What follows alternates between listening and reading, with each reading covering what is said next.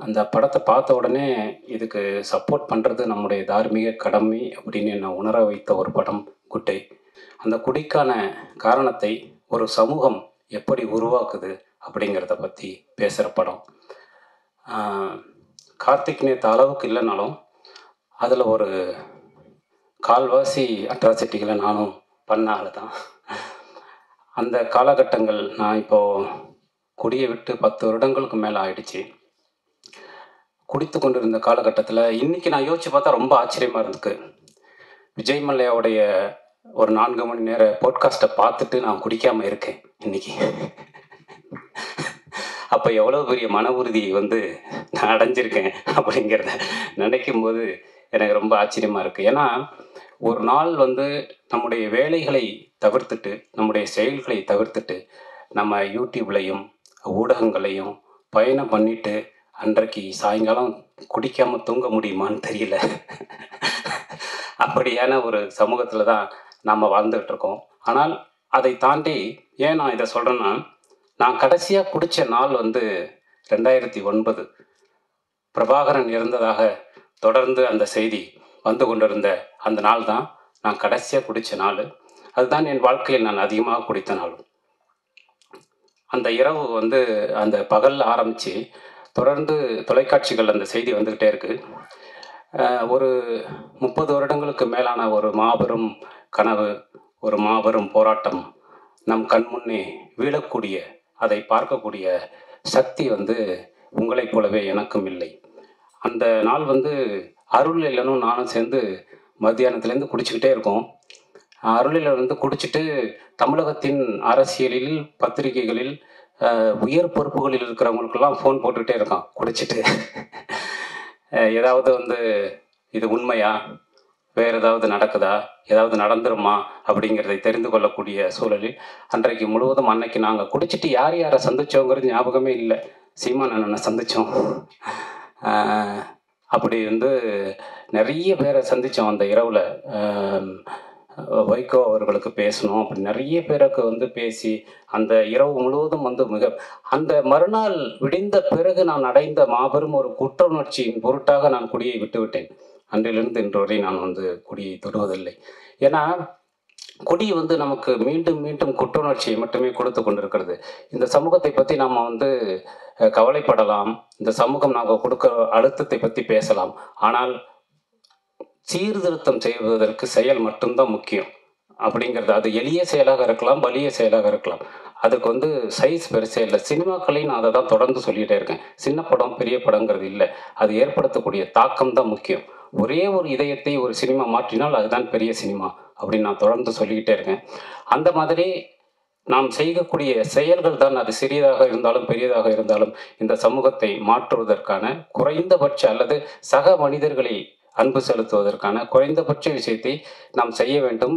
அதுதான் முக்கியம். குடி அல்ல என்பதை உணர்ந்த தருணத்திலிருந்து நான் குடியை விட்டுட்டேன். இந்த படமும் அதைத்தான் பேசுது. இந்த படத்தை பார்த்து முடிக்கும்போது அந்த எண்ணம் நமக்குள் உருவாகிறது. அதனால வந்து உண்மையிலேயே ஒரு சிறந்த படத்தை பார்த்த விஷயத்தை வந்து இந்த படம் கொடுத்தது. நிச்சயமா உங்களுக்கும் பிடிக்கும். நான் வந்து மலையாள சினிமாக்கள்லாம் பார்க்கும்போது குறிப்பா சமீபத்தில கூட இந்த அடிகோஸ் அமிகோஸ்ன்னு சுராஜ் வெங்கமூடு நடித்த படத்தை எல்லாம் பார்க்கும்போது, இந்த மாதிரியான படங்கள் வந்து ஏன் தமிழ் சினிமால வர்றதில்லன்னு யோசிச்சிருக்கேன். அதற்கு முக்கியமான காரணமா எனக்கு தோன்றது என்னன்னா, புதுசா வர்ற படைப்பாளிகள்ட்ட ஒரு இன்னோசென்ஸ் இருக்கும். ஒரு அறியாமை இருக்கும். ஒரு ஃபார்மேட்ட உடைக்கக்கூடிய ஒரு தன்மை இருக்கும்.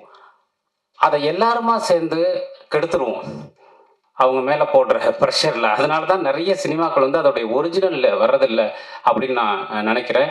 இந்த படம் வந்து அப்படி இல்லாமல் ஒரு ஒரிஜினலான ஃபார்மேட்ல வந்திருக்கு. அது வந்து ரொம்ப நல்லா இருக்கு. அது ரொம்ப அழகான ஒரு படமா வந்திருக்கு.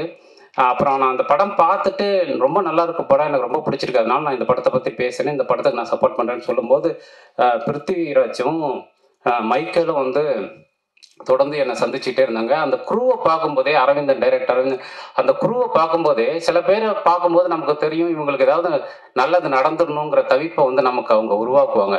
அந்த மாதிரியான ஒரு குரூ இவங்க. கிட்டத்தட்ட 2, 3 வருடங்களாக பாடுபட்டு இப்படியான ஒரு படத்தை உருவாக்கியிருக்காங்க.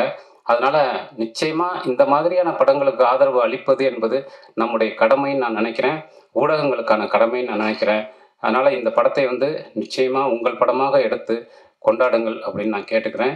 கார்த்திக் நேத்தா வந்து நான் ரொம்ப வருஷமாக ஃபாலோ பண்ணிட்டு இருக்கக்கூடிய ஒரு நண்பன். அவருடைய வளர்ச்சிங்கிறது இன்னைக்கு ரொம்ப முக்கியமான ஒரு விஷயமா பார்க்குறேன். அவ்வளவு அழகான பொயட்டிக் சென்ஸ் உள்ள ஒரு மனிதர். முத்துக்குமார் அண்ணனுக்கு அப்புறம் அந்த இடத்த வந்து ஒரு ஒரு அந்த இடத்த தொடக்கூடிய ஒரு மனிதனாக கார்த்திக் நேதாவை பார்க்குறேன். அவருடைய லைஃபோடைய ஒரு பீஸ் தான் இந்த படம். அதனால் இந்த படத்தில் பங்கெடுத்த அத்தனை பேரும், இதன் படத்தில் நடித்த எல்லோருக்கும், இந்த படத்தில் பங்கு கொண்ட தொழில்நுட்ப கலைஞர்கள் எல்லாருக்கும், சார்லாம் சூப்பராக நடிச்சிருந்தார், ஜெயமுருகன் சார்லாம். அப்படி எல்லோருக்கும், ஜீவா தோழர் எல்லாருக்கும் வந்து ரொம்ப அற்புதமான ஒரு விஷயத்து. கோவிந்தன் சந்தோட மியூசிக்கு ரொம்ப சிறப்பாக இருந்தது. அவர் இந்த படத்துடைய ஆன்மான்னே சொல்லலாம். அவருடைய இசையை, அந்த பாடலை. இந்த படம் வந்து நிச்சயமாக உங்களுக்கு ஒரு பெரிய தாக்கத்தை ஏற்படுத்தும். இந்த படம் சம்மந்தப்பட்ட அத்தனை பேருக்கும், இந்த படத்துக்கு சப்போர்ட் கொடுக்குற ட்ரீம் வாரியர்ஸ் அவர்களுக்கு, ஏன்னா அவங்க கை வைக்கிற ஒரு படம் வந்து என்றைக்குமே ஒரு சிறந்த படமாக இருக்கும். அது எல்லாம் சேர்ந்து இது மிகச்சிறந்த ஒரு வெற்றி படமாக அமைவதற்கு என்னுடைய வாழ்த்துக்களும் அன்பும். நன்றி. ராஜமுருகன் அண்ணாவும் என்னுடைய சில பல ஆட்டங்கள்லாம் பார்த்தவர் தான். அதனால் இந்த படத்தை நீங்கள் பார்க்கும்போது அந்த ஆட்டம் ஏன் நடந்தது அப்படின்னு புரியும். கோவிந்த் வசந்தாக்கு இந்த நேரத்தில் நன்றி. கோவிந்தால் இங்கே வர முடியல. ஆக சிறந்த பாடல்கள் கொடுத்துருக்காப்புல. அதுவும் மின்மினிய ராசாத்தியும் அம்புலி ஆர்ஆரும் வந்து உறுதியாக எல்லோரையும் தாளாட்டிகிட்டு இருக்கு. பிறகு எல்லோருக்குமே இந்த நேரத்தில் என்னுடைய நன்றி. இயக்குனர் பற்றியும் தயாரிப்பாளரை பற்றியும் நான் கடைசியாக பேசுகிறேன். அதுக்கு முன்னாடி நம்ம ரைட்டர் சொன்ன மாதிரி, இந்த திரைப்படம் வெறும் குடியை மட்டும் பேசுவதில்லை அப்படின்னு சொன்னார் இல்லையா? ஆமாம், அதுதான் உண்மை.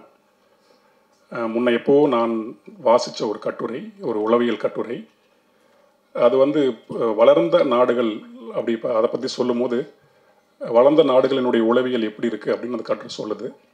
வளர்ந்த நாடுகளினுடைய உளவியல் வந்து ஸ்கூசோஃபீனிக் சொசைட்டியாக இருக்குது அப்படின்னு சொல்லுது அந்த கட்டுரை. ஸ்கீசோஃபீனிக் சொசைட்டின்னா ஒரு மனப்பிறழ்வுக்கு ஆளான சமூகமாக வளர்ந்த நாடுகள்லாம் இருக்குது. வளரும் நாடுகள் எல்லாமே ஒரு கில்ட் மேனிக் சொசைட்டியாக இருக்குது அப்படின்னு அந்த கட்டுரை வந்து ஆணித்தரமாக ரொம்ப ஆழமாக சொல்லி அதை விளக்குது. இந்த கில்ட் மேனிக் சொசைட்டி அப்படிங்கிறது வந்து ஒரு பக்கம் குற்ற உணர்வும் இருக்கும், இன்னொரு பக்கம் அச்சமும் இருக்கும். இது ரெண்டும் பின்னி பிணைந்த ஒரு சமூகமாக வளர்ந்து வரும் சமூகங்கள்லாம் இருக்குது அப்படின்ற அந்த ஆய்வு சொல்லுது. இந்தியா மாதிரி, நம்ம தமிழ்நாடு மாதிரி ஆன இந்த வளர்ந்து வந்து கொண்டு இருக்கின்ற சமூகமும் அதே மாதிரி ஒரு கில்ட் மேனியாக் சொசைட்டி தான். இப்படியான கில்ட் மேனியாக் சொசைட்டிக்குள்ள ஒருவன் எப்படி குடிகாரனாக மாறுறான் அப்படின்னு ஒன்று இருக்கு இல்லையா? அதற்கு நிறைய காரணங்கள் உண்டு, நிறைய காரணிகள் உண்டு.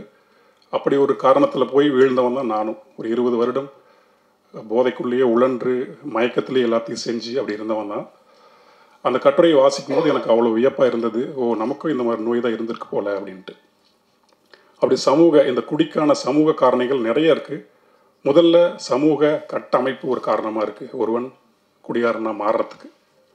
அதன் பிறகு இந்த பொருளாதார ஏக்கம்னு ஒன்று சொல்லுவோம். பொருளாதார ஏற்றத்தாழ்வுகள் இருக்கு இல்லையா? ஒரு பக்கம் பணம் போயிட்டே இருக்குது, ஒரு பக்கம் பணம் இல்லை, ஆனால் அதே உழைப்பு தான் போடப்படுது. ஆனால் வரலங்கும் போது கிடைக்கக்கூடிய அந்த ஏக்கம், அந்த ஏக்கத்தை வெளிப்படுத்த முடியாமல், செயல்படுத்த முடியாமல் இருக்கக்கூடிய அந்த ஆற்றாமை, அந்த இயலாமை, இது எல்லாமே டபால்னு தள்ளி கொண்டு போய் போதை பக்கம் விட்டுரும். இந்த பொருளாதார ஏக்கம் ஒன்று. பிறகு நாம் வாழக்கூடிய இந்த சமூகத்திற்குள்ளே, இந்த நவீன சமூகத்துக்குள்ளே அந்நியமாக நம்ம ஆயிடணும். ஏதாவது ஒரு வகையில் ஒரு ஏலியனேஷன் பண்ணப்படுறோம். அது ஒரு பெரிய காரணமாக இருக்குது ஒருவன் போதைக்குள்ளே ரொம்ப சுலபமாக போகிறதுக்கு. அதன் பிறகு அந்த தந்தையின் அந்த மேலாதிக்கம் ஒன்று இருக்கு இல்லையா? சின்ன குழந்தையிலிருந்து ஒரு தாயினுடைய மேலாதிக்கம் ஒரு குழந்தையை வளர்ந்த பிறகு ரொம்ப ஈஸியாக கொண்டு போய் குடிக்குள்ளே விட்டுரும். அதே மாதிரி தான் தாயினுடைய மேலாதிக்கமும் ரொம்ப டாமினேட் பண்ணிகிட்டே இருக்கும் போது இல்லையா? அந்த குழந்தை சின்ன வயசில் தெரியாமல் இருந்தாலும் ஒரு கட்டத்துக்கு மேலே போதைக்குள்ளே போய் ரொம்ப ஈஸியாக விழுந்துருது. அப்படி வீழ்த்தப்பட்டவன் தான் நானும் ஒருத்தன். இப்படி நிறைய காரணங்கள் இருக்குது. அகக்காரணங்களாக நிறைய இருக்குது. இப்போ நான் சொன்னதெல்லாம் புறக்காரணங்களாக இருக்குது. புறக்காரணங்கள் இன்னும் நிறையா இருக்குது. நம்முடைய அந்த மத மேலாதிக்கம், சாதிய படிநிலைகள், இந்த ஒடுக்கப்படுதல், புறக்கணிக்கப்படுதல், இப்படி ஊறுப்பட்ட காரணம் இருக்குது ஒருத்தர் குடிகாரன் ஆகிறதுக்கு. சும்மா இதை குடிச்சிட்டான் அப்படி இல்லை. குடிங்கிறது தப்பாக இருந்தாலுமே அதற்கு பின்னால் இவ்வளோ பேருடைய பங்கு இருக்குது ஒரு தனி மனிதன் குடிகாரனாக ஆகிறதுக்கு. அகக்காரணங்களாக நிறைய இருக்குது. தனிமை உணர்வுங்கிறது ஒன்று. உலகம் முழுக்க இன்னைக்கு இருக்கக்கூடிய இந்த கான்டெம்பரரி வேர்ல்டில் நம்ம சொல்லக்கூடிய இந்த போஸ்ட் மாடர்ன் யுகத்தில் சலிப்புணர்வு, போர்டம் சொல்கிறோம் இல்லையா, அது இன்றைக்கி பெருகிட்டு இருக்கு. இன்றைக்கி எல்லாருமே நம்ம போதை நோக்கி ஓடிட்டு இருக்கிறதுக்கு மிகப்பெரிய காரணம் இந்த சலிப்புணர்வை எதிர்கொள்ள முடியாமல் இருக்கிறது தான். அப்படிங்கிறது இன்றைக்கி ஆய்வுகள்லாம் சொல்லும் போது காலகாலமாக இதுதான் இருந்துகிட்டு இருக்கு போல். இப்படி ஏதோ ஒரு காரணம் இருந்தால் ஒருத்தர் குடிக்குள்ளே தள்ளிக்கிட்டே இருக்குது. இது ஒன்று. அதே மாதிரியான தனிமை உணர்வு ஒன்று. அப்புறம் வேக்கம் உணர்வுன்னு ஒன்று இருக்குது. அந்த வெறுமை உணர்வு அது காலகாலமாக இருக்குது, இந்த காலத்தில் ரொம்ப அதிகமாக இருக்குது. அன்னோன் வேக்கம்னு சொல்லுவாங்க அதை. ஏன் அப்படி திடீர்னு ஒருத்தர் குடிக்க போயிடுவான், நல்லா தான் இருப்பான், திடீர்னு போதைக்குள்ளே போயிடுவான். ஏன்னு காரணம் கேட்டால் அவனுக்கும் தெரியாது. அச்சம் ஒரு காரணம். இப்படி என்னென்னமோ இருக்குது. குற்ற உணர்வு ஒரு பெரிய காரணம். அதே மாதிரி காமத்திற்கு சரியான வடிகால் கிடைக்க முடியாமல் பித்து பிடிச்சு போய் தப்புன்னு உணர்ந்து அந்த படபடப்போடையே ஒருத்தர் குடிக்குள்ளே போனவளாக இருக்கான். இப்படி குடிக்கான காரணங்கள் நிறைய நிறைய நிறைய நிறைய இருக்குது. அப்படி இந்த மாதிரியான ஊறுபட்ட குடிகாரனாவதற்கான காரணங்கள் இருக்கு இல்லையா, இந்த குட் டே திரைப்படத்தில் வரக்கூடிய இந்த சாந்தகுமாருக்கு சில காரணங்கள் இருக்குது. அவன் ஏன் குடிக்கிறான் அப்படிங்கிறதுக்கு ஆணித்தரமான உளவியல் காரணங்கள் எனக்கு தெரிஞ்சு ஒரு 3 இருக்குது. எனக்கு தெரிஞ்சு நம்ம எல்லாத்துக்குமே அது உணர முடியும். இந்த முதலாளித்துவம் ஏற்படுத்தக்கூடிய தனிமை உணர்வு, அந்நியமயமாக்கல் ரொம்ப ஆழமாக இந்த படத்தில் வெளிப்பட்டிருக்கு. இன்னொன்று, இந்த நவீன சமூகம் ஏற்படுத்தக்கூடிய இருத்தலியல் சிக்கல் இருக்கு இல்லையா, அதன் விளைவாக ஒருத்தனுக்குள் இருக்கக்கூடிய இயலாமை, ஆற்றாமை, அதை இந்த படம் ரொம்ப தெளிவாக உணர்வுபூர்வமாக ஆகச்சிறந்த கதை வழியாக ரொம்ப இயல்பாக கடத்தி கொண்டு போயிட்டே இருக்குது. நான் படத்தை பார்த்துட்டு எனக்கு ரொம்ப வியப்பாக தான் இருந்தது.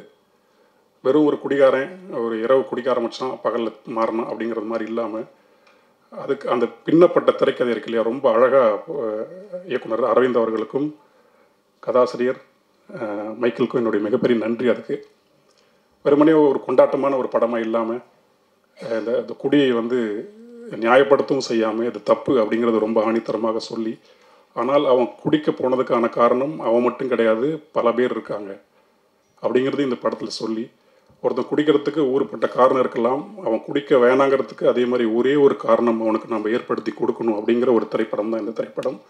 எனக்கு அப்படி நிறைய பேர் ஏற்படுத்தி கொடுத்து தான் ஒரு 20-25 வருஷ குடி போதையிலிருந்து நான் வெளியே வர முடிஞ்சது. இந்த திரைப்படம் அப்படி குடிக்கிற என்னுடைய தமிழ் மக்கள், என்னுடைய அண்ணன்கள், என்னுடைய தம்பிகள், என்னுடைய அக்காமார்கள், என்னுடைய தங்கச்சிமார்கள், இவங்க அத்தனை பேருக்குமே இந்த படம் கை கொடுத்து வா, எதுக்குமே தீர்வு குடி இல்லை, நம்ம முன்னோக்கி போவோம் அப்படின்னு ரொம்ப அரவணைப்பாக மயிலழகாக தடவி கொடுக்கக்கூடிய ஒரு திரைப்படமாக உறுதியாக இருக்கும்.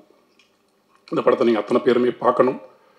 அரவிந்தோட உழைப்பு சாதாரண உழைப்பு கிடையாது. இந்த படத்தில் வெறுமனே ஒரு படம் அப்படிங்கிற மாதிரி இல்லாமல் அப்படியே லைட்டாக ஜஸ்ட் லைக் தட் ஆரம்பித்தது தான். பிருத்திவிக்கும் அரவிந்த் உட்காந்து ஒரு நாள் இரவு பேசிக்கிட்டு இருக்கும்போது இப்படி ஒன்று பண்ணலாமா அப்படின்னு அவங்களுக்குள்ள ஒரு விதை அவங்க 2 பேரும் எனக்கு அழைச்சி, நாம் தான் அப்போ ஒரு சிலபஸ் மாதிரி இருந்தோம்.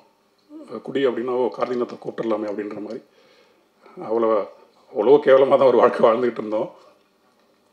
ஆமாம். அப்புறம் நாங்களும் போய் உட்காந்து பேச ஒரு 2 மணி நேரம் 3 மணி நேரம் பேசுனதெல்லாம் ஒரு ரெக்கார்டரில் பண்ணி, அதன் பிறகு சில ஒரு திரைக்கதைக்கு தேவையானதெல்லாம் சில இருக்கு இல்லையா, மக்கள்கிட்ட காமிக்கும் போது வெறுமனே அந்த ராவா அதை கொடுக்க முடியாது.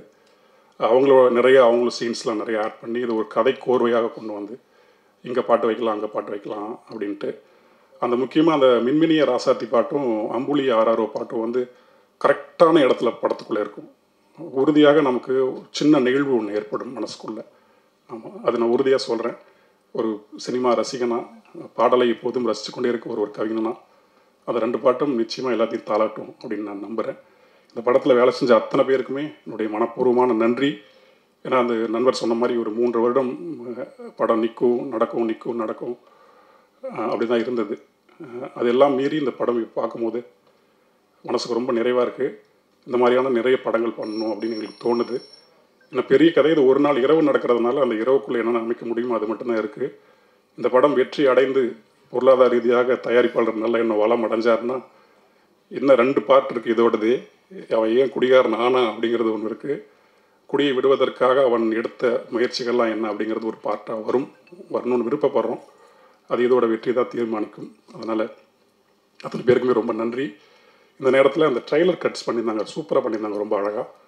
அந்த லியோன் அண்ட் டார்வின் அவங்க 2 பேருக்குமே மியூசிக் போட்டிருந்தாங்க அவங்க ட்ரெய்லருக்கு டீசருக்கெல்லாம். ரொம்ப புது சவுண்டாக இருந்தது. லியோன் அண்ட் டார்வினுக்கும் என்னுடைய மனப்பூர்வமான வாழ்த்துக்கள், நன்றி. ராஜமுருகன்னா இந்த மேடையில் வந்து எங்களுக்காக இருந்து இதை நிறைய முன்னெடுத்து கொடுத்தவர் அவர் தான்.